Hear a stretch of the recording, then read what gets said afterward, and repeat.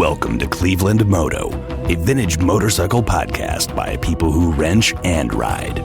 We'll be bringing you VinMoto chat each week, so sit back, relax, and crack a beer. Or play us over the speakers in your shop while working on your latest project.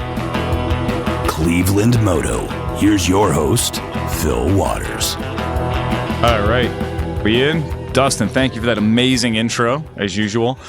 Okay, we record the podcast, but I never listen to the podcast because I don't like the way I sound. And the other day, I'm listening to a podcast, and I hear the intro. I forget that we have an intro. I completely forget we have an intro. Part of the whole show. Who is it? I wrote and performed the music for that too, by the way. And the voiceover and everything else. So you forget how good the intro sounds until you listen to the podcast. ClevelandMoto. Yeah. You're like, that's a really good intro. And so If you want to pay us, I'll actually do your voicemail for you. there you go. Oh, yeah. You know. Yeah. You've reached blah, blah. Leave a message at the beep. And if I called that and I got that as the voicemail, I would have to leave an awful fucking message. Yeah. Or I would just like sit there and just let the fucking tape run out. I want my kids back. That's it. I saw your van. I want the kids back. Yeah. So today at the podcast, we have got a full house. We got 5 people in the studio, and it's a small studio, and everybody's sharing microphones. And so we got Dustin, of course, is running the boards. Right next to Dustin, if you're in your car and you're looking out the windshield to your right, it's Mark McDermott. Hello. We got John McElfresh. Hello. Now, you might not remember John, but John used to do podcasts with us before he got a job watching water for a living. And James Robertson is here. So, Hi. Hi, James. We were just talking last Saturday. We had this crazy good day, and we all went out. We went and rode our bikes. And we had a great time ripping around town, visiting our local, our local bars that we wouldn't want to go out of business while the snow was falling. And it was a beautiful, it was crazy January day, this, 50, 60 degrees out. And we hit 3 or 4 nice places we normally do. We decided to make the last stop real close to the house. We stopped into a bar that is called Third Base. Yeah, Third Base. And like under it says Third Base. I've never been. And No, I've never been to Third Base. it's here in Phil and our and mine's neighborhood. Right, yeah. In the Avon Lake of Ohio. Right. And it is, the sign says Third Base, and then underneath it says the last stop before home. And you're like, ooh, clever. Yeah, definitely. We're going there after we leave here, John. Yeah, You should. We're not going to Third Base. you guys gonna Me hit and Third John Base? are going to Third Base later. John's gonna make it to Third Base on the way home With John. with John.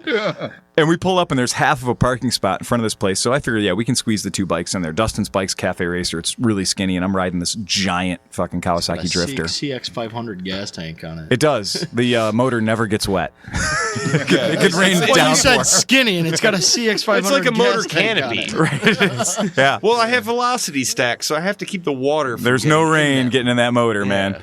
And we pull up, and there's a Ford Taurus on the left-hand side. On the right-hand side, there's a Corvette. I've left plenty of room for Dustin to get this bike in next to this Corvette. And there's the normal group of people smoking outside the bar, and they're all hanging out. And we pull up, Dustin pulls up, and there's a guy holding the window up on the bar on the right-hand side, and he's just, barfly, old, beat, worn-out guy. And he's like, hey, you better fucking dark there. And he's all pissed off that Dustin's parking this motorcycle so close to this Corvette. And meanwhile, the guy who owns the Corvette. What era Corvette was it? This is a modern. No, 2008. 2008. I was thinking like 89. No. It was a new Corvette. Yeah, it was a newer Corvette, like 2008 or something. But meanwhile, the guy standing in front of the Corvette, also enjoying a cigarette outside, is obviously the Corvette's owner. He's wearing that vinyl jacket that Corvette drivers wear, that says Corvette on the back of it. He's standing. He's got the driving gloves on. He's standing over his Corvette, ready to field anybody who's interested in his Corvette. There might be a chance to talk to somebody. Well, and Oh, that's a nice Corvette. he was Well, facing thank you. towards This is us, my so we didn't Corvette. see the Corvette on the back of his jacket. And I could see the like, guy, he's the Silver Hair Club. He's got the perfectly Wolfman Jack silver hair, and he's standing in front of his Corvette, wearing his Dockers and his Corvette jacket. Bet you he got to third base that night. Yeah, I bet you he did. He lived across the street. Right. Yeah, he drove the Corvette's. And he still probably got a third base in the Corvette. 6 years old, and the Corvette's got 2,000 miles on it. So, but he owns the Corvette. The guy that's piping up is like the official bar helper. You know, every bar has that guy. And I've been that guy. right. And so Dustin is trying to ignore the guy.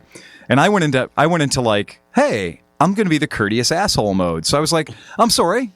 I'm sorry. What did you say? I couldn't hear you. What's going on? Is it cool? Speak up. And he's like, hey, don't park that there. That fucking guy's Corvette's worth more than your house. Duh, duh, duh. And I said, I said, I'm sorry. Is this your Corvette? He's really. It looks from your vantage point, it looks like he's close to it, but there's like a foot and a half between his bike and the vet. Is this yours? I'm sorry. I'm terribly sorry. And he says, no, it's not mine, but you got to respect the guy that owns it. No, he's in the beat up Ford pickup truck. Oh yeah. He probably lost his license years ago. Yeah, exactly. Yeah, walked to the bar club. He's The 10-speed rack. He's the 62. Yeah, he's the 62-year-old guy driving his mom's Ford Escort, and it's in her name because he can't get plates, license, or insurance. And God bless him. God bless him. And so but the owner of the vet pipes up immediately. He's like, "No, you're fine. Don't worry about it." He was a very cool guy, and he chatted with us for a couple of minutes About his Corvette. About his Corvette, of course, talking about tires and how expensive, $3,000 He for the tires. was so cool. He was super cool. I moved my bike. Yeah. And Dustin moved his bike, and just because the guy was super cool. But we move into this bar. He was cool. I was like, you know what, you're cool. I'll just move this over by Phil's bike. Yeah, it was fine. And we go into the bar, and everybody else goes into the bar too. Well, the live band pipes up, and it's like, seriously, it's the live band, the house band that's been playing together for 30 years in 30 different bars. And they're playing ZZ Top, his greatest hits, and nonstop. They're playing everything Bob Seger ever produced. Good for them. But the guy that piped up on Dustin when Dustin pulled in was still piping up at the bar. Like he got his ire up, and he wasn't going to let the whole situation go. I had tuned him out by then. Yeah, and meanwhile he's whatever. The bartender is serving us. What, is he trying to shame you out of the bar? I don't know, man. But yeah, it's his bar, obviously. I tuned the guy out. I didn't and from even pay 20 feet away, that guy's got the third base too. And from 20 feet away, he's trying to impress everyone else in the bar about how much control over the situation he has. And he's yelling at the bartenders, nice girl tending bar. And he's like, "Look at me when I'm talking to you." And he's like really getting fucking loud. Whoa. And she turns and looks at him, and she's like, "I've had just about enough of your shit." And I went, "Yeah." And Dustin's like, "Yeah, I think we're only going to do one here. I think we're going to do one." One and done. And we had finished our beers, and they literally started playing old time rock and roll, which is my cue to leave a bar all the time. We're just like, we're out of here. That's where now. the Cougars We're get done. up and start dancing. Yeah, That's and good when stuff. then the Cougars were already dancing. By the way, there were some piano notes. Oh man, bum bum bum bum bum bum bum bum. Yeah, you know what? Yeah. I'm out. They Getting didn't out even of have a this piano bar. player. That's how bad. That's how bad their version of old time rock and roll was. Did someone go? Okay, that's the intro. Go. And we got out of there. But the one thing that was funny, it was the universe coming together, telling us to leave the bar because we got chastised by the old man. We got in a Corvette conversation we didn't want to have. We had two high lifes. Between the two of us, we might as well shared one to make it quicker. Yeah, we each had one high life. That's it. I'm like, I don't One remember high drinking life, 2 beers. one high life, 2 straws, please. And we walked out. 2 guys, 1 high life. As we walked out, Nobody try and take it. nobody tried to take that one. As we walked out, it started raining. And it was like, That's a sign to go home. man, that was the perfect sign. And outside, a couple ladies were smoking. They're like, and they're trying to talk to Dustin about his bike, these 2 Cougars that were standing outside. And they're like, oh, yeah. And Dustin's like, well, you want to come back to my house for, one more? And I'm like, no, dude. Oh, I thought you were No. talking. He said that to the Cougars. Hey, baby, look what I got. I was like, No, Dustin, Dustin that's would not. pretty ballsy considering you've got a wife and Waking kid my wife up upstairs. like, honey, I got something special came home. And it's like, Can we keep her? Only 48. it's like fucking Honey Boo Boo's Found a mom. cat. Nice. Yeah, we both we left out of the parking lot in separate directions. And I was like, man, I could probably go over to the garage. I could probably go to 45 Garage and have another couple of beers. But it's raining now. That last experience at that bar, And the moral of the story is you have got to know when to say when.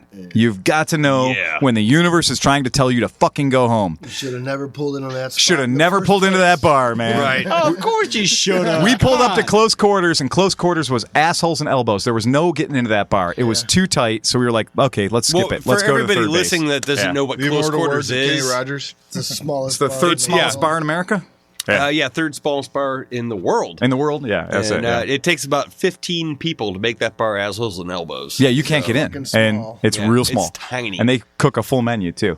Yeah, and they have the best dirty wings They're really good. around. We might be getting close to close quarter status here, though, with the Turkish bathhouse we got going. Yeah, not only is this studio tight, but it's hot, and tight and hot. Like a schwitz Yeah, in here, man. yeah. It We're, is a we're schwitz playing in here, yeah. strip podcasting. Yeah, So we're going to be taking off clothes throughout Oh the. man, yeah, it's I pretty. was thinking we should get some video. Oh, really? capabilities Nice. up Yeah, here. that's great. Might get Do a to video face. live feed of the podcast. I don't think that's a good idea at all. I think that's a really, really bad idea. Let everybody see how magnificent it is. Oh my god. Yeah, that ride home from that bar, man, being that I do not have a front fender. No, yeah, on my rainy, no front motorcycle, fender, not cool. And I hammered down Electric Boulevard. Yeah. I just got on it and was just like, I'm getting home, and just fired down there. And it was just a rooster tail like, in my amazing. face the whole Except the rooster time. tail is Is on the front of your Right, bike. exactly. Isn't it amazing why they engineered motorcycles the way they did? Yeah, it and had then front you fenders and guys everything. choose to take everything off of them. That, Well, you know, that it's- DR250 I had with the 21-inch wheel. Yep. And then the super motard fender on it. Nice. You'd go riding in the rain, and all of a sudden you just see it. You take off, and it go, and then it starts spraying back in your face. It was like, You guys know about the bandana trick? That's why you bandana carry a trick. Oh, bandana. is that where you hang a bandana in your back pocket of certain colors so Yeah, that guys that's know exactly it. what you're into? Yeah, it's a blue bandana out of the left pocket means I'm a power top. Well, I wear the yellow one in my left pocket. That 'cause means you like I'm to be into- peed on. Yeah, water I was sports. thinking power bottom, but okay. I was soaked when I got home. I know you live a lot closer to that Well, bar and than I was do. driving a motorcycle that doesn't just have all of its fenders; it has all the fenders of every motorcycle ever made, And a zip code. and a zip code, right, and landing lights. I was riding a Kawasaki Drifter, which is the bike that was designed to look like the old Indian Roadmaster. Thanks, Chris Smith. Thanks, Chris Smith. He told me to go out and ride it. Which we talked about in the last episode. Yeah, and Hey, he was on the last podcast. it was, and not even kidding you, I did not get one drop of water on me between the fenders and the windshield. I arrived home dry and warm, but I Actually, did. drier than when I When I started. left, the, go figure. The good engineering on that bike. got a heater But I on did something I've never done before in my life because of the motorcycles I've owned. When I got home and put, Oh, did you clean it? well, this is it. It was the closest thing I've gotten. It was the closest I've ever gotten to owning like a chrome motorcycle or something clean. Because his bike is beautiful. Yeah. And so I got home and it was wet. You dried it. I fired up the leaf blower. They Yeah. make those. You see them in the Yeah, back the of like little- Motorcycle World Yeah. magazine, the little Right. The super vacuums, blower, yeah. Well, I don't have one of those. For like $200, Yeah, you can buy $200. you can buy a blower. Oh, speaking of which, you'll see those at the motorcycle, the IX Indoor Motorcycle Show. That's right. They do The have those. IMS show. The IMS show, the motorcycle show's coming up, and if it hasn't hit a it's city near you already, make sure you come to By Cleveland. the time By the time this drops, podcast drops, they'll be already 7 there. months. We'll be on the next one. We'll be coming around the next one. with my production record. No, I'm kidding. Dustin's doing an amazing job. Well, what He I does did it all find free of out is charge. if you fire up your leaf blower, don't use your air compressor. I tried that first. Not good. But I did fire up the leaf blower. Fired up the leaf blower, and it blew all the water off the bike perfectly within 6 minutes. I was done. But my neighbors, of course, it's 1 o'clock in the morning. I'm out in the garage. didn't I got the appreciate that. leaf blowers going in the garage at 1:30 in the morning. But it did a hell of a job, man. The bike looks nice. Could have got the ShamWow. I could have got the ShamWow if I owned a fucking ShamWow, but I don't know if I can. Mine 'cause still I know where you has can get every one. dirt speck on it Oh, yeah. from that. I just parked. If it would have been one of my Fuck bikes, it. those rain spots would have been on top of the other. The bandana trick is if you're riding a motorcycle with no front fender, you take your bandana and you tie it around Tie the it front around the forks. forks, yeah. And it cuts that down. When I was riding the Royal Enfield with no front fender all the way from Willoughby bike night back to Avon Lake in a monsoon, I discovered that the 21-inch front wheel holds like 1.5 gallons of water at a time. It throws it 15 feet out in front of you, and then your face goes through it. So you just have to hang sideways off the motorcycle the whole time you're riding it. Makes a constant puddle. It's in front of fucking you. ridiculous, man. It is ridiculous. So, yeah, fenders are a really decent idea. Not bad engineering. So we were talking about some different stuff. James, you've been looking into some road racing. Well, a couple of weeks ago, not on the podcast, just when we were drinking in Dustin's garage, Dustin had brought up that him and Shane were thinking about trying to get into some racing this year. Absolutely. So it's something I've always been interested on this as far as the scooter side of things, because they do like scooter drag racing and some scooter road racing. Phil's familiar with that stuff. Oh, yeah. But so I decided to look into it, and I thought that'd be an interesting subject for a podcast because having a lot of vintage listeners, they might want to get into like the AHRMA or the Wera type stuff, and so I think we have mostly vintage listeners. Yeah, well, I don't want to alienate anybody because I had a customer come in that had what did he have? He had we probably have eclectic listeners. No, I had a customer come in that had like a 125cc Yamaha scooter the other day, and he loves the podcast. Yeah, he did, cool. I will give him a shout out right now. He did mention the profanity. Yeah. I am sorry. Well, fucking whatever the fuck, dude. Fucking. Well, come on now. Okay, You don't have to. until we brought it up. Now, So we can add bleep. But anyways, We he's can add a bleep and into he wasn't even local, but he stopped up at the shop because he knew about us, and It's fucking cool. so now it was, you're trying. Now you're just trying, yeah. Now you're just being a jerk for the sake of being. My God, I'm telling you, if the profanity... the problem is if you complain, and we've had other people... But I told him we talk like we're talking to each other in the garage or something. And exactly. yes, we aren't the most educated of folk here. No. This isn't NPR. Speak for yourself. Profanity makes up for shortness of dial or shortness of... Intellect. I couldn't find the word. Vocabulary, whatever. It does not. Profanity makes up for shortness of The vocabulary. gratuitous What's use the of word for that? profanity actually shows more intelligence. I'm sure it does. Okay, I'm sure that's. Fucking A-Ride. Yeah, okay. Yeah. So back to motorcycle Either racing. way, so I didn't want to alienate any vintage of racing. our listeners by saying they're all vintage motorcycles. No, not at all. But so anybody that wanted to get into some racing through like AHRMA or something like that, Right. like through AMA Vintage Days or any of that stuff, you can do that as a novice walk-on racer. Sure. And it's actually very simple. I did do some research today to look into how to do it. And it would be something I'd be interested in if I didn't have to work at a scooter shop. Every weekend. Every weekend. and all these places are in like Michigan and stuff like that. Yeah, the circuit for AHRMA isn't what'd you really find out? good to us. The circuit for living in Cleveland where we do, there's a track in Michigan that they use, but it's still kind of a hike. And then there's Barber, there's Indy. AHRMA runs on Indy at the end. Their end of their season race is at the Indy Speedway, and their beginning of the season race, I think, is down in New Orleans or Louisiana area. Yeah. That's where their season starts. but you can jump in wherever. You don't That's have the to trick, race the whole Yeah, circuit. with AHRMA, you Race can. Mid-Ohio, what You about can Beaver race Run? local. Beaver Run is I don't think AHRMA Wera does. track or Yeah. CCS because Yeah, I used to race CCS, yeah. championship. I used to race Championship Cup Series, which is headquartered on the East Coast, Right.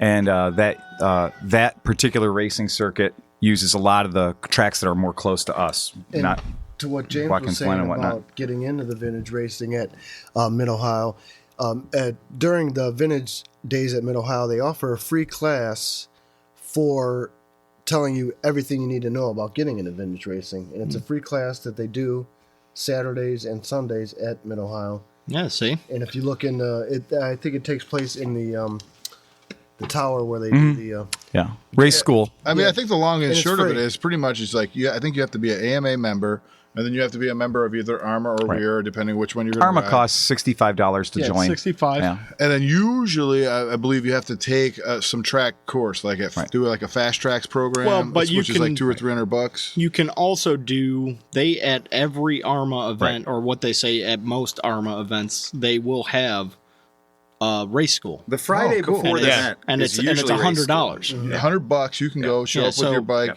and race it. You don't even have to be a current member of AHRMA. You can show up with $65 for the AHRMA You membership. can walk on. Right. You can bring $100. Your bike will have to be race ready, and you can Yeah, look you up have to pass tech. Well, but you can look up all those specs on their website, and That's if just you don't safety pass wire, tech, lock wire, everything like that. if you don't pass tech, you always can go back and petition again. Right. So I mean, it is something, and you don't have to have a giant motorcycle, a race spec motorcycle. So what do you That's think where the about running? F-160 league came Oh, from. I am not personally going to run anything. I was looking into it just for the podcast purposes. I'd like to do some scooters type stuff, which is completely different. And it's all run by different organizations, and nobody has their ass. Shane and I on were straight. talking about running the 350 class. So. Yeah. You can do that. Because we have a retarded amount of 350s laying around Well, us. and that's the great thing. They have Like, we can classes build these for things. everything. They have And I mean- classes. When he was saying vintage before, historical, you can run your modern day Thruxton. You can run your modern day Sportster. They have that. They have they call it like a transatlantic challenge. They have the Sound of Singles, which is modern day single motorcycles up to 600 cc's. Yeah. You that can was, run the Terrific Twins or whatever. Yeah, they're yeah. called. They had classic. I think they had a classic one, which was like you could run your like late model CB750s. Yeah. Like they could be. Yeah, that's they just had to be sort of stock and stuff like that. They have so many classes that they really are trying to get riders on the grids.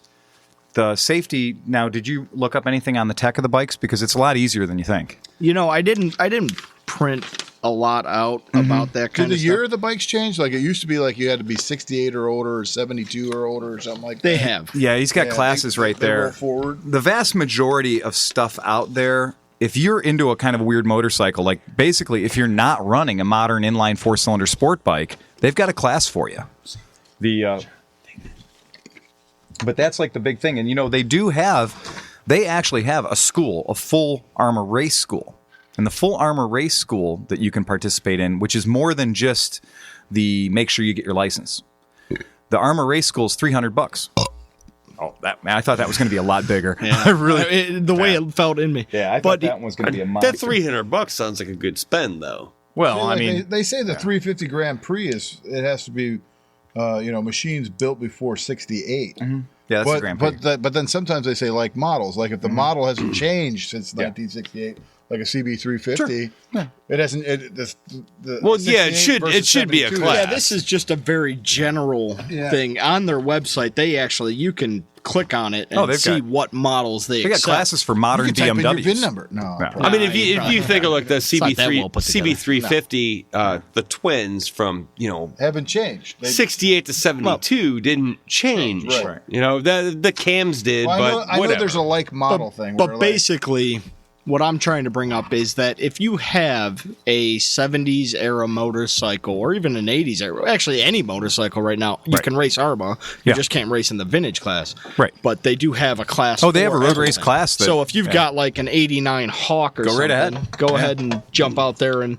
Yeah. But I got one. Thanks, man. But what I looked into a lot was the race schools.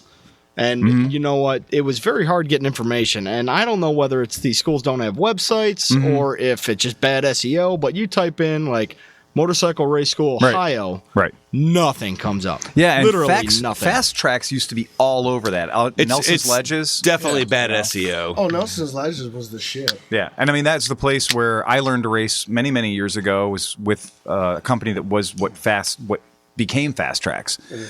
24 hours and 24-hour endurance race out there. But racing itself, as far as what you have to do to tech the bikes, for most places that do track days, and if you think that you might want to get into racing, it's a great idea to check out a track day, because whatever track is near you, get in touch with them and find out what their particular rules are for track days. Every track around here, the rules for track days are the same. You have to secure your side stand or remove it. And that does mean literally putting a clamp around it. Yeah, they said zip ties Or zip safety ties, wire. or taking it off, right? Taping over your headlight, taping over your taillight, taping over your turn signals. You got to have a can for You have to have a catch can. catch Oil can. can? Yeah. A catch can. You have to take, if your bike is liquid cooled, not many of our particular bikes are liquid you cooled, but gotta if they run are, water. you got to run water wetter or water, no coolant. They don't want that on the track. slippery. If you're running vintage, you have to have a pan, Yeah, drip pan. a drip pan belly under your pan. motor. Which can literally be a tinfoil They turkey are. pan. Like, strapped When I underneath was your running, I wish to God I was kidding See you. those assholes running the CB160s and all the crap they come up with. They're man. cookie sheets, man. They're cookie sheets. That's all they are. It's hilarious, but that's what's under these bikes. But to do track days, you don't even have to have that. Right. To do track days, it's run what you brung. They're going to want to make sure that you've got a correct, proper riding gear. They don't want you out there in Yeah, jeans. you got to be head to toe leather. Right. Pretty much. Yeah, So- no, you got to have. Yeah, you can. It doesn't necessarily have to be leather. You can wear textile as long as it's a 2-piece suit. It's got to have a full zips together. wraparound zipper. And any track that's worth their weight has a set of leathers you can borrow for under $100. Yeah, a lot of Tomorrow? a lot of stuff I saw. You could rent leathers. I don't The want triple X leather? Triple wanna be X. there when they zip Shit, that you wear a thing triple X shirt. I don't know about. I don't know if you're gonna fit in a triple X leathers. The Helmet's got to be snow rated or DOT, whatever, EC rated.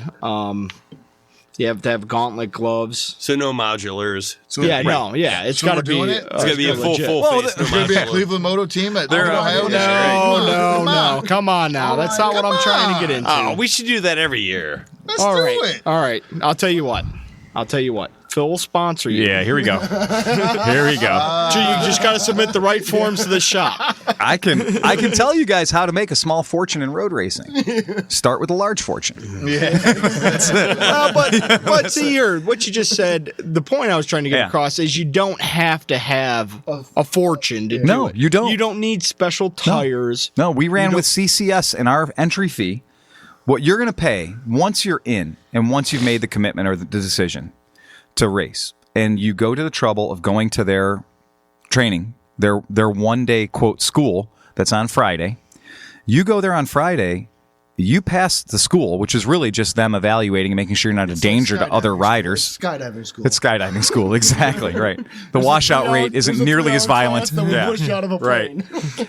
You're going to race the next day at $65, $75, $85, depending on what that class or what that racing league does.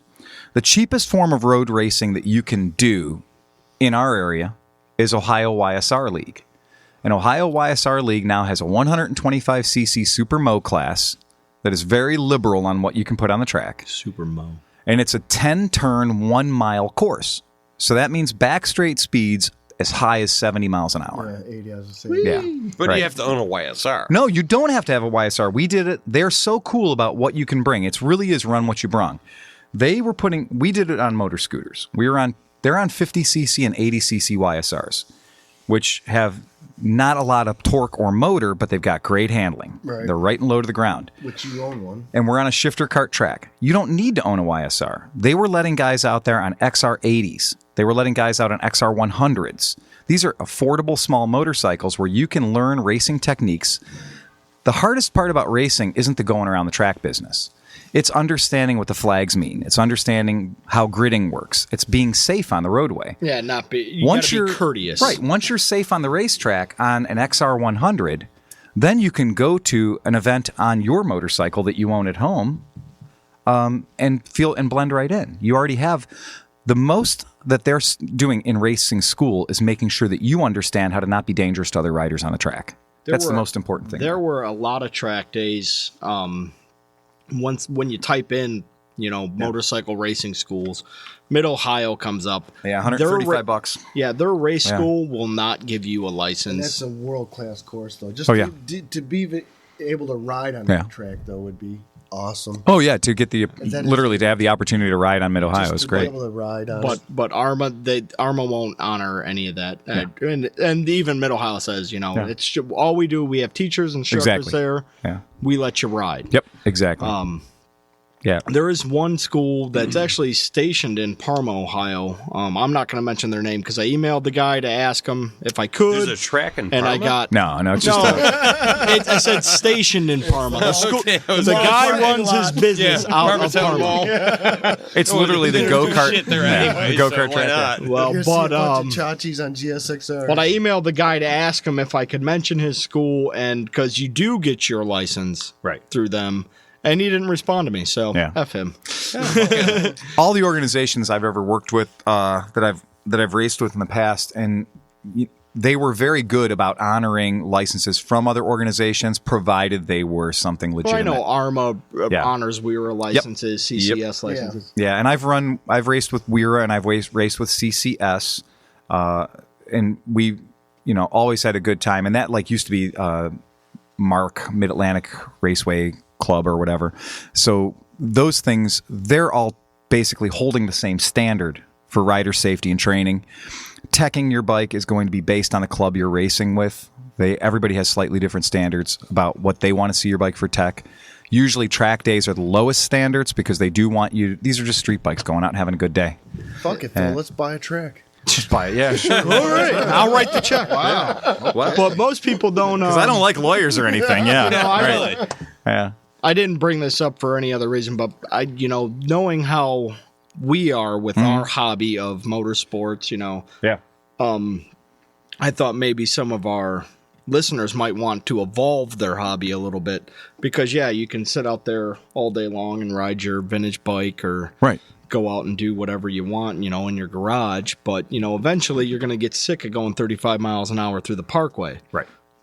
So or doing what we do, which is going 60 miles an hour through the parkway and hoping you don't get caught. It's way if there's better. any park rangers listening right now, that doesn't happen. That never happens. It's always that last 10 minutes. Never do that before you get home. When you're out on it, you're blowing down 90. That never you're happens, on your way does home, it? You're like, let's open her up and see what she's got. And Meckelfresh just passed me at 80 miles an hour on a CB 160. Well, we're allowed to speed. Our listeners aren't. But if you want to get out there on the track, it is because a lot easier. we speed tell you about it. I think your biggest outlay, the most expense you're going to have, isn't the motorcycle itself. It's going to end up being, I would assume, the leathers. Well, $1,000. all of the guys that when we did the first round that we did of scooter racing, remember we were just a bunch of broke ass chodes that wanted to put our scooters on the racetrack. Much better. And what we did was we scavenged eBay for every fucking set of packy leathers we could find, and we were buying like leathers that looked like Prince's first stage concert shit. And when you get into was it Purple Rain? When you get into newenough.com, newenough.com is a hilarious website that's turned into $1 million industry because what they're doing is they're selling slightly used. They started by selling slightly used motorcycle gear. Now they have discount motorcycle gear, and they pretty much get anything there. But we were buying slightly lightly used motorcycle gear for a third, and it was nothing for us to show up at the track. I'd hit eBay, and I'd show up at one of our races because we were racing big tracks. Gateway in St. Louis is the NASCAR Oval. And when they break it up into a motorcycle GP course, that's 2.1 or 2.2 miles. That's a hell of a track for a 200cc Lambretta. That's a serious track. We're showing up there with 3 sets of leathers because I happened to snipe 3 sets of leathers on eBay for $200 a set. You show up at the track and all of a sudden your buddies are there and they're like, I'm like, hey dude, I got these on eBay for $200. You motherfuckers used to ride in jeans, though. No, we didn't. Oh, man. I heard Scotty. That's Scotty. That's different. Colorado, that racing league they had out there was jeans and boots. No shit. I've raced with those guys. Yeah, he's like, why don't you come out? I was like, I don't have leathers, man. I can't spend that kind of money. He's like, no, man, bring your jeans and your combat boots. I'm like, yeah. You got your goddamn mind. They're a bunch of yahoos, man. They're doing good racing, but by them having the sort of the low standards to get on the track, it guaranteed them a lot of riders. By us having higher standards, the reason we had to have higher standards is because we were racing on the same tracks, on the same track days with Championship Cup Series. We had to play by their rules. We couldn't show up with a bunch of scooters and guys wearing flip-flops and shit and have those. I didn't say flip-flops. Well, the race directors already did not like the idea of us being on the track. Oh, you were racing with guys like Rob Hodge. Well, yeah. Well, you're right. Dude's a goof. And, when we showed up with our scooters, as far as they knew, everybody racing there, and I had to work really hard to convince the race directors to let us do that. And there was a guy in St. Louis that spearheaded it, in the Midwest, Mid-American scooter sport. We worked really hard with these race directors to give us the credibility to get out on the track. We had to have 12 riders. We had to be Snell helmets. We had to have full leathers. We had to have boots and gloves and teched bikes. Teching a motorcycle, those motorcycles are meant to be teched. Teching a scooter is insane. And having a motorcycle mechanic evaluate your motor scooter for safety on the track is tough. And in fact, most of the time, their tech guys would just come to us and say, look, dude, you know about scooters. You're the race director for the scooter guys. I've got no goddamn idea. Yeah, could you please do me a favor and tech all these bikes? And that was nice. Once we got control over our own tech, then we knew that our guys were getting on the track. But I guess back to that whole, it can be affordable racing. The leathers, if you get a set of leathers for $400, or you can borrow a set of leathers just to try them a couple of times. And leathers is like fucking jock straps. You don't want to borrow them. Yeah. The first time. All right, then. I and I also don't want to buy one used off eBay. Right, exactly, right. Yeah.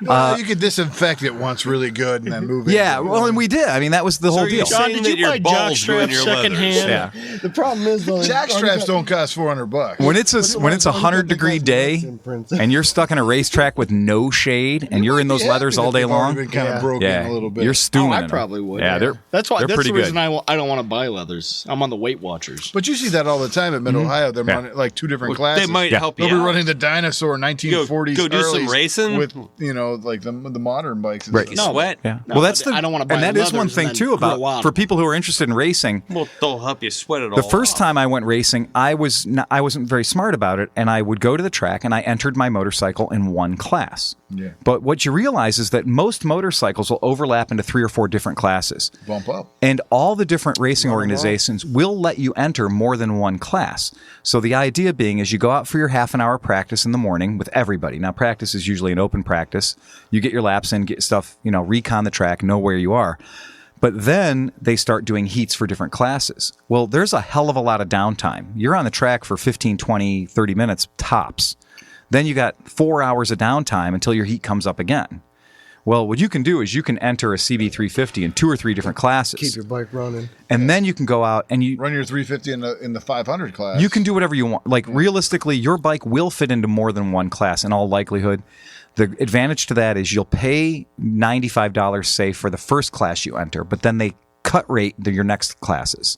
So you can pay to get more laps in. And you get to ride all week. And you can get to legitimately ride all weekend. Because normally what they do is they'll do training and practice on Friday. Some Well, points, your bike, too. Right. And not only Right. that, if you It's experience, you what run you're your paying bike. for. Well, not only that, but if you run your bike in 3 different classes by the second, third heat, Right. you're like you can tune it. Oh, you feel good about what you're doing. You're like, you know what okay. the bike's doing. Right. You're more aware of what you got going on. And by participating in more than one class, usually what they do is they'll do heat races on Saturday, and then Sunday will be the championships. The championships is just a nice way of saying the results of the heat race previously, you're now going to grid in a particular order based on your performance yesterday. And that's when it's for the position. That's when it's, and when they say championships, that doesn't mean that you're not going to get on the track on Sunday. No, what it means is you're going to get on the track, but on Sunday they're keeping score. The one thing that we do want to bring up is that all these tracks now use transponders. And that's going to scare a lot of people off. But every track I've ever been on will rent you a transponder for $20. Yeah, and that was one of the things the AHRMA And said. You can buy them, but they're $400 to buy them. you'd only want to do that if you were like, Yeah. I'm gung ho. Right. I've got every weekend off there racing, and I'm going to make it to every race. Yeah, when the transponders first came out, they were like $400. Now they're much Yeah, I don't know cheaper. if they're that But much now. any track in America, Paddock fees can be expensive. right, If you $20. The what got into expensive for me was getting to the race. Then the racing the bikes, we're using a bike that's lightweight. It's not chewing through too many tires. You're paying the $65 to get on the track for the weekend. And then you are, if you're doing it right, you're probably going to crash every once in a while. So that can get expensive. But most places, it'll be an open paddock, or you're just going to paddock out in the parking lot, or in the infield. So you're not going to cost you too much there. If you don't need to be in one of the little garages with And most people don't, man. sit out there and sweat and bring your generator to run your electric tools. And an easy up. An easy up. Yeah, bring your generator to run your little tiny fan. right to run the AC, to run the window air conditioning unit in your easy up. Yeah, All you're generating is noise. that was the best quote ever. Why you call that generator? All it generate is noise. That was offensive to me. Like, really? Yeah. Okay, man. You know what I was noticing about riding in the colder weathers like this? There's a chart. Now, do you remember where that chart was being kicked around? I forget. No. Okay, but it's a cool little chart that popped up, and it's all about what is the actual temperature versus your riding temperature. And I was looking at it because I'm doing some riding. Like tonight, it's 31 degrees, 32 degrees, and I'm riding. Lower than that. By the time you leave, it's going to be like probably in the 20s. It'll be in the low 20s when I will be leave. in the 20s. And, I'm not going far, but it's not a big deal. But, I'm going 70 miles an hour, and it's 20 degrees out. So the wind chill factor on 70 miles an hour at 20 degrees is like negative 40 degrees. It's insane. And when John and I did the Lake Erie Loop, that event is a June event. It's early in June, but it's a June event. And, the day that you get there, you get to the campsite. And the Lake Erie Loop, we're riding around Lake Erie. It's 600 and some odd miles. Mm-hmm. And the event launches at like 7 in the morning. It's a crisp morning, but by the middle of the day, it gets sunny and everything. You think it's pretty decent. And the day weather. before, when you're loading up to go to the event, it's warm. It's a warm day. The sun's shining. The birds are chirping. Great weekend. Yeah. If you really want. Yeah. And it's beautiful, right? Yeah, you packed the t-shirt and shorts. The morning of the event, I woke up and I got out and I was like, man, oh shit, it is cold. It was like 40-some degrees in the morning. So I brought a set of BDUs and I had another set. So I doubled up on the BDUs, and I've had every piece of gear I had in my truck to launch this race. And I was like, well, I'm probably going to get pretty hot by the end of the day. No, because you're exposed to those 60-plus mile-an-hour speeds for 12 hours. Or, or John, in our case, a little less than 11 hours because we're fast. We're good. That's the only person that passed me in the Lake Erie Loop right there. What were you? Yeah, that was the loudest thing I'd ever heard in my life because both of his mufflers fell off his bike. I was taking a shit at the Angola Thruway in New York State, and I had to. It was an emergency shit. But I had such a lead on everybody else and on 125. And so I was like, I just got to do it. And I didn't see another competitor all day. You got it. I had the lead. I'm like, I'm going to take this thing on a 125. I'm pulling over. But I had to shit. And I pulled in and I took a shit and I'm coming out to my bike and I topped the gas off before I took a crap. So I knew I just had to get on and go. And as I'm walking out of the little, truck stop rest area thing, I'm walking out and I hear this, and I look up and I see a very big man on a very small motorcycle making more noise than any motorcycle on the freeway. 18-wheelers were getting out of his way. This thing was so fucking loud. And I see him blast by and I was like, fuck, that's John. And because he's on a 200 and I'm on a 125, I had no chance in hell of catching him. So now, what was your time? What was your final time? I think it was actually like 11:19 or something like that. Yeah, it was real short. And whatever the difference is between New York State. Just for people who don't know, that's 650 miles in 11 hours and 19 seconds. Yeah, it's crazy fast. Our average speeds are very, very high for that run. And it's all done with no chase vehicles. It's not done with any police escorts. It is a race. It's supposed to be done with that. Exactly. A lot of people do. The idea is, I don't know about other people in this room, but I ran it with no chase truck and no extra fuel tanks. And well, I'm not trying to trash the way people run that race, but those guys out there. I did it the last time with no chase vehicle. Right. And to be honest, I'm like, hey, that was not bad. Dude, I did it on a 125 scooter with no extra gas or anything. You can do it. You just got to be consistent. Go out, get your ass up to 65 miles an hour, get into a fetal position, and lock it up. And that's what you got to do. With vans. Well, that's why I've got 650 miles worth of gas in my van, and my brother's going to follow me, and I'll never have to stop. Exactly. And pull over. Right. John would have had a chase team, but Peggy had to work that week. Oh, man. Peggy has never volunteered for that job. Well, by the end of the day, she's like, what? Fuck you. There was no point in that day ever when I felt warm. No. There was no point. I started cold and I stayed cold. And when John blew by me, at that point, I would have legitimately, by the time I got out of that rest stop, I might have been a minute or two behind you at that point. And his lead kept growing because of his speed. Even with the drag? Even with the drag, and by the way, though, man, I tuck in. Oh yeah, my elbows. Yeah, John can wrap himself around a thing. The point. Let me tell you guys out there, he's a big dude, but he can wrap himself just around you. Yeah, he was bare. It's actually nice. James knows that. He was spooning with his motorcycle. Yeah. They had at 70 miles an hour. I'm not sure it was 200. But. That gap between Angola, New York, and where we landed. Lance Armstrong incident with John. Shit. Doping. John was doping. I don't think you're doping, dude. No, we know he's not doping. Yeah. He was putting extra oil in there. I fucked up taking a shit because I didn't take a shit. Right. I didn't drink anything. I didn't eat anything. Right. I didn't even take a piss. You see, the problem was on one fuel stop, I had to pee real bad. So, I couldn't not do that. Phil stopped at Niagara Falls, took some pictures. I did take some pictures. Facebook. Right. Yep. Facebook. Yeah, exactly. No, because Instagram. Had to check into Because Facebook. Phil's the guy that's like, 100 mile an hour with his cell phone hanging off of him, taking a picture. I do that. Taking a picture of his gauges. Right. Look, I'm going 100 miles an hour. Look, 110 miles an hour. Ooh. Why does it say sent from iPhone on Facebook? I'm not saying it's safe. I'm saying it's entertaining. I know there have been times when you've been texting me. When Yeah. I'm like, wait a second. I know Phil is riding from here to Avon. He's got to be on his bike. But he's responding to me. How is he responding to me? There's been times where I've been on group rides and I get to the place we're ending up and I get a text from Phil. This came in a minute ago. I'm guilty. Yeah, I do that. Don't do that. It's really dangerous. You were the one going 65 miles an hour. I love through the taking. Parkway. I love taking pictures of other people riding bikes when I'm riding my bike. I love taking pictures of me in the shot.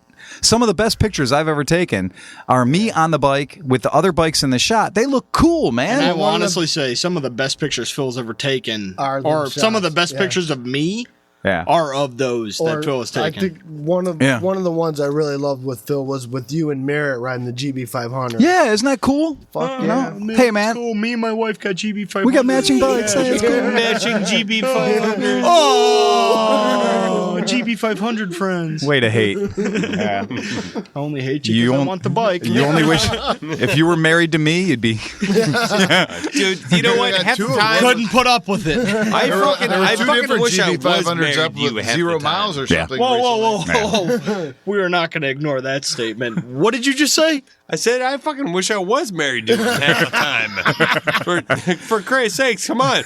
Can you imagine? That's on the interweb. Can you imagine the motorcycles I would Everybody just heard have that. right now? The problem Yeah. is though, once you were married to him, Yeah. you would ignore each other. Right. That's absolutely true. That's kind I'll of be the in way. the garage, honey. I enjoy Wouldn't just matter. I'd I have enjoy just being motorcycles. friends with Access to Phil them because 40 the chances I have to ride the motorcycle. What you really want to do is be adopted by him. Exactly. That'd be good. Yeah. that's Inherit true. things. There you go. And- That's good. Exactly. I am If you in can- that.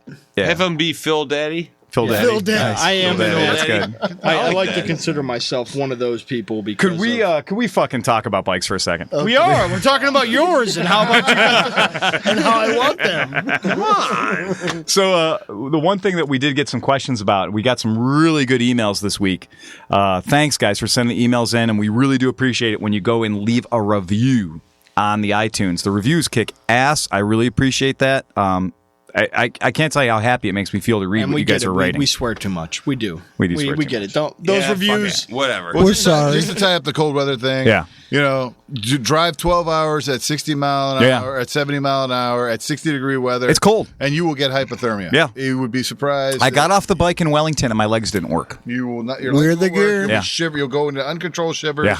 And you will crave a beer more than anything. Oh yeah, best beer ever. Yeah. The what I wanted to talk about, we've had more questions about electronic ignitions, and I know that as a whole, motorcycle electronics scare a lot of people who are willing to work on their own bikes, but they come into the shop and they're like, "Look, I did this, I did that, but man, I'm scared of electronics. Yeah. I'm really scared of electronics." I can let And- valves, but I can't wire turntables. Right.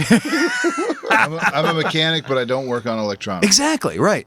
And that's why, John doesn't come to the podcast enough, and we appreciate that he's got a job that he loves so much. Oh yeah, he loves Yeah. it. Tell us how much you love your job, John. You love that job, right? I love my job, But I we- work for the best city and with the best equipment and the best pay. Right. And they give me a gun. And they give you a gun and a badge.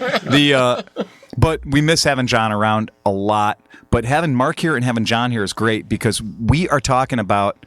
We got two people in the room right now, and Dustin has done so much research on electronics and electronic ignitions. Yes. Putting these electronic ignition systems on motorcycles, it doesn't need to be scary. Now, back in the day, the only people that would sell you an electronic conversion kit for your CB750, XS650, CB350, insert name of vintage motorcycle here, was Dyna. You bought a Dyna kit, you gave them $400 or whatever it was, you installed the kit, and that was it. You were done. And that's been the technology that was kicking around for 15, 20 years. And that's what everybody that I raced with used. Everybody had a Dyna ignition on their bikes. That's how they got around the track. It's been the standard. Right. Okay. Now, first things first, we are going to tell you that where electronic ignitions are great, and they do a lot of really cool things, the one thing that we have to admit is they're really is not that much wrong with points and condensers. Here. Okay, they work. Points and condensers were being used on GP, Isle of Man, road racing, 6-cylinder motorcycles that were revving at goddamn near 20,000 RPM. When they're set properly. Well, and that's the thing. That's the hard part. With points and condensers, we are dealing with a small spring, moving parts that will eventually wear. Now, that is where electronic ignitions come in. You know that if your points foul on the side of the road and you are half a mechanic or still have the original owner's manual under the seat, you can open that book up and it will tell you how to clean and set your points. Some toolkits have a file, like the old. My Honda one's got a file in it, man. File and a gauge. Yeah. And if you got a pack of cigarettes and some tin foil, you can, piece of dirt, whatever, man. Business cards work good. It ain't Dip right. them in gasoline. Exactly. Dip a business card in gasoline. Find a pack of matches. The striker on a pack of matches is great for cleaning points. Now, these things legitimately work. Now, when a condenser goes bad, right? If a condenser goes bad and you're on the side of the road, if you don't have a pocket full of condensers, but that doesn't really. I do have a pocket full of condensers at all times. If you ride a Lambretta, you do, and legitimately. No, I don't, because I put electronic ignitions on my shit. It's worth the $300, $400. Right. Yeah. So let's talk for 2 seconds. Not 2 seconds. Let's talk about the different. Conversation only lasted 2 seconds. It would be the best conversation ever. Okay, so who on the market right now? Pamco. Dustin, tell me a little bit about Pamco ignitions. Well, Pete from Pamco, right? He started making his ignitions for the XS bikes. Mm-hmm. And so that's like the XS 650s and that whole run. I want CB. Sure. Yeah, oh yeah. You know, everyone started calling. They wanted CB ones. So he's. You know, I don't even know where he started with the CVs. Okay, so his technology, when you're buying a Pamco ignition set, what are you buying? Are you getting a plate that mounts where the points used to be? You get a plate that mounts where the points used to be. Okay. The advancer. Okay. And how does not the advancer? No, there's just a plate. No, you don't get the advancer. I'm pretty sure the Pamco came with the advancer. No. You get the rotor and you get the plate. Right. And then you use your stock advancer. Exactly. You know, that has, which would dictate your stock advance curves. All we're talking about when we talk about advancers for people that are not technicians in the audience, basically the idea is at low RPMs, you want a retarded timing, and at higher RPMs, you want a more advanced timing. No offense. No offense. The timing has to change in the vehicle in order for the spark to be hitting at the right point, because your spark does not always occur at what you think it would be, which is at top dead center. Your spark has to occur slightly before, closer to or further from, based on the RPM of the motor, so that you do get consistent firing. If your advancer, exactly, and hit hardest at top. Right. If your advancer is broken or your advancer is stuck, the bike will perform good at a certain RPM, but will perform very poorly at the opposite RPM. So a mechanical advancer basically being centrifugal a centrifugal device, whereby when the weights, as RPMs increase, the weights fly out. Mm-hmm. They index the lobe that opens the points forward. That's right. And it allows it advances your ignition. Right. And John loves him some mechanical points. Yes, he does. Well, I do. I'm a big fan of just your points. It's excellent I've never technology. Seen a reason to go to electronic ignitions. Right. And John I molest Hondas. I am a Honda molester. I definitely see the reason for it, because I've used them. And with your electronic ignitions, Dustin, they are programmed. That plate has electronics in it now. Well, I don't want. You can't say programmed because it's not. Right. It's not like a piece of computer hardware where something is programmed into it. Do a final timing. Exactly. Okay, so if you have an electronic ignition that is still using your mechanical advancer, what are you gaining other than the fact of basic maintenance on your points, which we've already discussed is basically running a piece of sandpaper, business card, or something between your points and make sure there's some kind of gap, any kind of gap. I think every revolution, okay, or you got 500 revolutions. If 400 revolutions hit, you're good.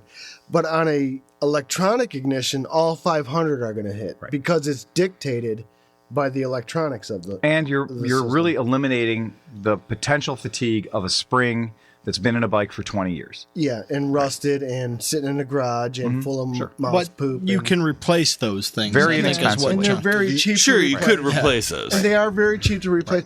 But the point is, from a standpoint of, I'm a garage guy and I'm not a garage guy. Right.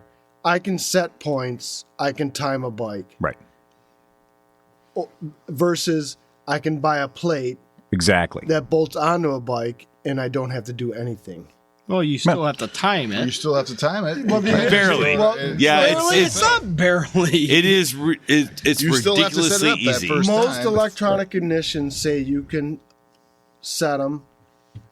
Set them and forget them. up. Yeah, it's true. Oh my Sure. God! Set and forget. It's an easy bake oven. Well, in a real world, And it how doesn't often do you have happen. to set your points, really? I mean, Well, and that's- actually, if you go in there once in a while and pull it, like if you have a bike that has a dipstick, and you take one drop of oil and put it on the points lobe, Right. that'll save your points, and And you it'll got a run forever. screwdriver in your pocket to pull off the points cover and pull your dipstick out. And actually, you're going to need a. You're definitely going to need a hammer. Yeah, you're need some definitely going to need an special impact. tools. you're going to need an impact. You're going to need an impact. Trust me. I run a lot of vintage bikes. Cover. You better have but an you got to impact. do the same exact thing to put the electronic One ignition time. on. That's the Right. idea. Yeah, one time. Right. And that is one of the things great. Now, here's one of the things that we hear a lot about. People come into the shop and they're like, I'm sorry. Just Yeah. to keep on the electronic ignition. Plus, you're thing using too. your stock. If Are they you going had to be them in using the your stock 70s, they coils? would've Whoa, used whoa. them. Most of the systems have a hotter spark. Okay, so you're using your stock coil. So how are you getting a hotter spark? This is what I wanted to say. A lot of people come into the shop and say, yeah, my buddy put this electronic ignition on his bike, and he's got this big, beautiful, hot spark now. It's a one-kick wonder. And it's a one-kick wonder, and life is good, and everything, all of his problems were solved. Well, legitimately, an electronic ignition, simply fitting an electronic ignition, which is a timing device, a trigger device, to your motorcycle is not going to make the spark any hotter. If you're running the same coils and all the charging system components you were running before, your spark isn't going to get magically better. What's going to happen is the motorcycle that you owned before that was ill set up, and it wasn't timed right, and legitimately, your points Your points were probably and your dirty. timing were dirty or set wrong. You put this electronic ignition on, and it's the first time you've actually done anything to this motorcycle since you've owned it. You addressed a problem, and rather than working with the existing technology, you slapped an electronic ignition kit on there. Now it is set up right because you did follow the instructions that come in the kit, which are very simple to read. Now you really are getting a bright, brilliant blue spark for the first time you've ever seen it in your life, and the bike is legitimately starting on the first kick because you did some maintenance. Right. You know, you're not Well, it going to doesn't create better spark. Right. It doesn't matter whether you put an electronic ignition on it or you tuned up your breaker. And Exactly. It doesn't Right. matter. Right. We're not As long- going to give you free spark. Right. As long as your bike has that hot spark to begin with, Right. whether it's from a new set of points or the points are set to where they should be. Yeah. That's probably the problem with most of them is your points are too far gone. Right. Just replace them. Right. They're It's 14 very bucks. inexpensive. Well, I will tell you, just from experience, Yeah. from somebody who has done this. I mean, I had brand new points and condensers on my motorcycle. Right. I had them absolutely set properly. I can and tell you still that. needed to kick it like No. From the what bike- he the- says is properly set. Fuck you, and fuck you twice because they were way more than properly set. And I that's think there's only one they were properly. twice properly set. Yeah, they were twice properly. he set. did it once. If you gotta check your work that many times, He did it All once. right, well, and all couldn't believe the result and did Well, it again and got the you same can suck a result. dick So he twice. knows it's right. But no, with brand new points and condensers and everything on my bike, you know, it ran great. Right. You know, Now, some of the different brands that are out there right now, we've just mentioned Pamco. Pamco's out there. They make a kit that a lot of people swear by. They make a plate. They don't. They make a offer plate. coils. Thank you. They don't do coils. Cycle X, who's doing a lot of great stuff. Their market, like the amount of parts that they're producing every month, surprises me. What they're coming up with. They're really coming up with great parts for vintage motorcycles that nobody else was making, or people were making them really expensive. Yeah. And they've done a good job of keeping Just the price everything right. from like ignitions, Right. trikes. Yeah. Wow, you really like those trikes. Mark has got a boner right for a now, CB750 trike. Relax, I want a trike. He wants a trike kit. He wants to convert a CB750 into a trike. Why? From right. them. It was beautiful. I want to know why. Yeah. I want to know why. Plug. Why do I want a trike? Yes. Yeah. Because I want to be able to ride my daughter on the back of my bike. Right. And You can. I Are you afraid you can't balance? He doesn't want the weird training wheel thing. balance my 40-pound daughter on the back of my bike. He thinks No, trikes look cool. There's nothing wrong with that. I do like trike. Yeah. Yeah, there's nothing The whole wrong with thing that. I want with trikes is because it kicks Better back to traction. There was a trike and wheelie in the chopper I bunch. grew That up was in cool. the 70s Yeah. and 80s, and I like always trikes thought too. the guys I don't with want the one in my trikes were garage, but I think they're fucking cool. Yeah. Yeah, they're weird. Hey, here's a question. Yeah. Has anybody ever checked top dead center?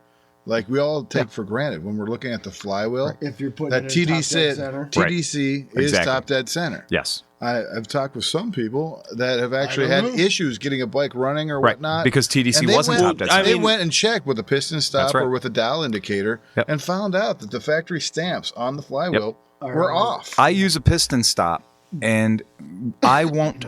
When I'm setting a bike up, I usually will not trust the TDC mark every single time because I have found that using a piston stop, and remember, when you're using a piston stop correctly, you're not shooting for TDC. You're shooting for before and after and cutting it in half. Yep. And what that means is you do the piston stop coming at it, you do the piston stop, rotating it backwards, coming at it from the other direction, mark both of those known points, and then cut it in half. between. That is TDC. Do not try to hold the pencil in the cylinder and turn the thing. John used to tell me. Because you get a 6-degree dwell there, at least. I've Well, got that's a piston why stop. everything says plus or minus 7 degrees. Exactly. Now I do 2 strokes, so Right. I got a piston stop, Yeah. and it was great. Yeah. But I decided that even if you're a degree off, Yes. it can throw your timing that much more off. Well, sure. So I bought a dial gauge. Right. Yeah. And now I've got it screws in Very the inexpensive. sparkle hole. Yep. Yeah.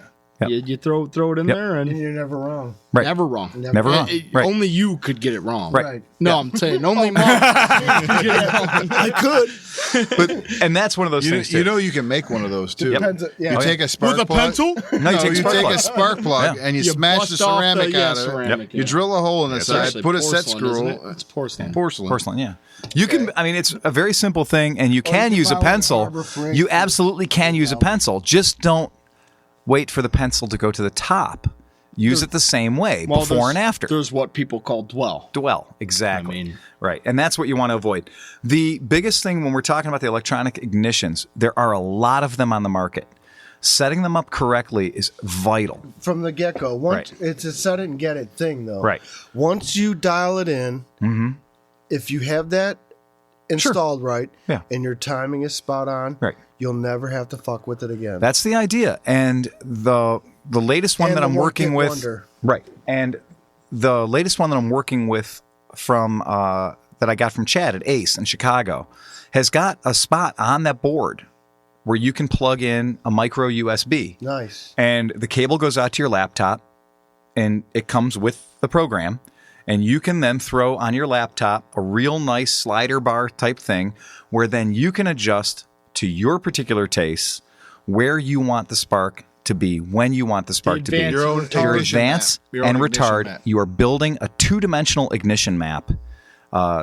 Basically But distance that's over time. That's a completely different kit over Yeah. what they're talking about using Right, the well, yeah. It's the same mechanical basic. advance or Well, whatever. that's the cool thing. But you can- that is right. so Some far kids different have an from the electronic PAMCO. advance, though. But That's the that's thing like about it is ridiculously different. Yep. The thing about it is, though, is you can take a vintage bike Sure. and have a modern ignition Exactly. Well, of course. Yeah. without Yeah. the fucking bullshit. you Johnny know? was talking about making one out of some Yeah, what cheap were you Chinese saying? parts. Yeah. Well, I mean, if you could basically boil it down to you take like Chinese scooter parts and you took, you can get a DC CDI, which Right. will run right off your battery. Exactly. Yeah. then DC you- CDIs are available in the Chinese scooter market. They're And then very, you get very a, inexpensive. You get a pickup or a trigger. Right. It's just a trigger. And then that can be mounted somewhere on your points plate, anywhere it has to be. And then you mount, you weld a lobe of any kind of steel that will. All you have to do is literally hit a weld. Yeah. If you trip a weld on a anything little that's nub higher, of something Yep. that will Little pass nipple. by that Yep. trigger That's right. at the right time and place. But see, And that's the whole thing. There you a lot go. of guys aren't going to have the wherewithal to do that. It can be so Whereas simple. I can go on eBay or the internet and go, PayPal, Right. Bink. Boom. And now I have an electronic ignition. It's at my door. Right. And that's definitely that seems to be the biggest question that we have. Everybody's heard an electronic ignition. Everybody wants an electronic ignition. And I can tell you as a vintage scooter owner, boy, man, an electronic ignition, it helps you so much with silly, stupid, because we didn't have advance and retard built into these things. Our timing was half-assed. The thing I was going to bring up with vintage scooter electronic ignitions, the biggest benefit to that is the 12-volt electrics. Absolutely. Yeah. Well, with vintage scooters, though, your timing is set. We have static timing. There is no advance. At all. Right, exactly. So you don't have that factor. Right. Yeah, so when you add in like the Veratronic, the Vespatronic, the Parma kits, all those. You are getting variable timing at that point. And so that's you something we never had before. Easy to start. 28 degrees. But it advances and runs like a rape tape. Hell, not only that, but the jetting. When you're talking about burning your fuel, when your timing is correct at low RPMs and at high RPMs, you can jet so much closer to where the bike should actually be as opposed to jetting it too fat all the time. Right. I will just bring this up because I don't know if I don't know four-stroke motorcycles all that well, but there's a company in the vintage scooter world called Augusto who makes an advanced retard kit that you could put on anything. Yeah. Anything. And it's programmable set things. Exactly. Like you were saying, you could plug plug a laptop into it. The Moto. Like what is that? Commander. MotoWorks. That's Ace. Right. Ace out of Chicago does that. Ace out of Chicago does a programmable. I've got one for a CB750, and he can give you some maps. He can give you some things that he finds works well for him, and things that he's tested to work with different exhaust that's very systems. Performance oriented. It is, and that's what's kind of neat is. When that CB750 motor came out, John, what are we talking about? 60 horsepower? 64. 64 horsepower. And when we can get a correct map going into that bike, so our advance and retard is very well defined for our fuel-air mixture, now we're getting into the point where that bike is maybe going to run a little more like a modern motorcycle. Or it runs perfect. Right, or it runs perfectly. It runs, it's running your feet. And that's really neat for guys that like experimentation, for guys that want to literally sit there and go, okay, I know this is what the book says it's supposed to be, but when I ride my bike, I notice there's a flat spot here. Okay, well, that flat spot's probably because you're pipe. That flat spot's probably because you're running pods. The other big advantage to the electronic ignition, though, is also the rev limiter. Yeah, you can change a rev limiter, absolutely. Especially if you have a programmable rev limiter. You can decide, well, I don't want my bike to blow up, so I'm going to let her. I'm going to let the rev limiter kick in at 10,000 RPM. Hey man, every Moto Guzzi, I love Moto Guzzis because when I set them up, I can actually set the rev limiter on these bikes, and when the customer has the bike brand new, I can set that rev limiter down 6,500 RPM or so. And I know that guy's not going to blow that bike up. And then when it comes in for the first service, you might dial it up a little bit. Right, exactly. And actually, in the technical manuals for Moto Guzzis, it tells you at the service intervals what level to put his RPMs at as the motor's breaking in. Pretty clever stuff. Yeah. And all done through the dashboard of the bike. So that's the advantage of modern technology. Well, usual, I hope you laughed a little bit. I hope you had some fun and maybe even learned something. I want to plug one thing before we go. Oh, we're going to do a plug? Oh, yeah. Oh, man. Come on. All right. Oh, shut up. What are we plugging? The Wounded Warrior Foundation. Oh, that's right. That's a good one. That is a good one. Gotcha. May 4th, the VFW Post 387 is doing a Wounded Warrior poker run. Mm-hmm. That's half the plug. The other plug is Pride of Cleveland Scooters / ClevelandMoto, ClevelandMoto / Pride of Cleveland Scooters, however we're saying it nowadays. Us. We're giving away a brand new GTS 300 IE, which is a Vespa, and it's a fast bike. It's the Vespa's top of the line, and it's custom painted by Kevin Moore. Yeah. So we're doing $10 raffle tickets. You can pick them up at Cleveland Moto or Pride of Cleveland Scooters, or if this drops before the bike then, is nice. You could get them at the IMF show, the International Motorcycle Show. That might be the coolest scooter we have. It really is a very cool scooter. I mean, James, did you come up with dates for Mods vs. Rockers? About that. Oh, yeah. Mods vs. Rockers is going to be May 9th through the 11th. What? May? What? What? No. What? Oh, my God. I drank a lot tonight. 9th. August. Oh, thank God. Because my bike. My bad. It's tomorrow. We're all doing Mods vs. Rockers tomorrow. No, it's August 9th through the 11th. Well, but there's no set schedule or anything My yet. bike might be done by then. That's right. And so everybody who was listening, thank you so much. Remember to leave a review, good, bad, or indifferent, doesn't matter. And always remember, drive fast and take chances. Thank you for listening to Cleveland Moto. If you have comments or topic suggestions, you can leave them at our blog at www.clevelandmoto.blogspot.com or visit our website at www.clevelandmoto.com.